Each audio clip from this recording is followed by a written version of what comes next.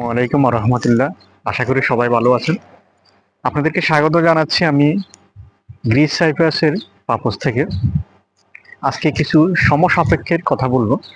যেমন আমরা যারা প্রবাসী আছি, ম্যাক্সিমাম লোকে দীর্ঘদিন প্রবাস করার পরে যখন আমরা দেশে যাই, দেশে যাওয়ার পরে আমরা ফ্যামিলির একটা বোঝা হয়ে যাই।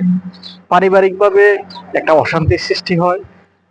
যখন আপনি অর্থ থাকে না, যখন আপনি একেবারেই শেষ বয়সে প্রবাস থেকে যান, তখন আপনি অর্থ এবং কি শক্তি দুটোই হারিয়ে ফেলেন। এই বিষয় নিয়ে আজকে কিছু কথা বলবো আপনাদের সাথে। আমার প্রবাস জীবন স্টার্ট হয় 2013 থেকে। আল্লাহর রহমতে এখন পর্যন্ত প্রবাস করতেছি, জানি না আর কতদিন করব।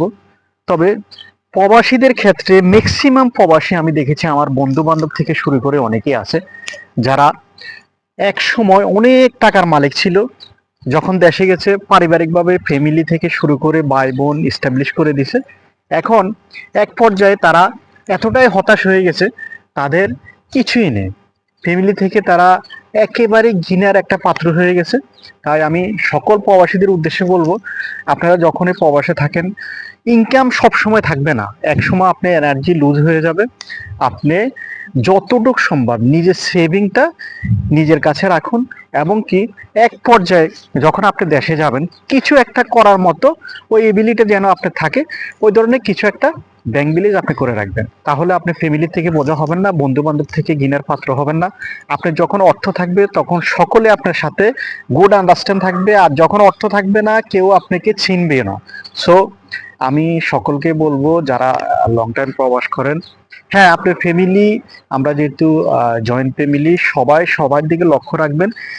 অন্তত পক্ষে নিজের সেভিং অ্যাকাউন্টটা নিজে রাখবেন, এতটুকু মাইন্ডে রাখবেন যে একসময় না একসময় আপনি দেশে যাবেন, এবং কি আপনি বেকার হয়ে যাবেন। দেশে যাওয়া মানে একজন প্রবাসী লং টাইম দেশের বাইরে থাকার পরও একসময় না একসময় সে দেশে যায়, এবং কি তার যে অর্থ আছে, যে এনার্জি আছে, সব কিছুই সে শেষ করে ফ্যামিলির সাথে ভালো আন্ডারস্ট্যান্ড করে দেশে যাওয়ার চেষ্টা করে। ওই ফ্যামিলি একসময় না একসময় তারে এমন বিহেভ করে যে ফ্যামিলির সবচেয়ে বোঝা সে হয়ে গেছে। So be careful. আমার কথাগুলো যদি ভালো লাগে সবাই আমার চ্যানেলটি সাবস্ক্রাইব করবেন। আসসালামু আলাইকুম রহমতুল্লাহ।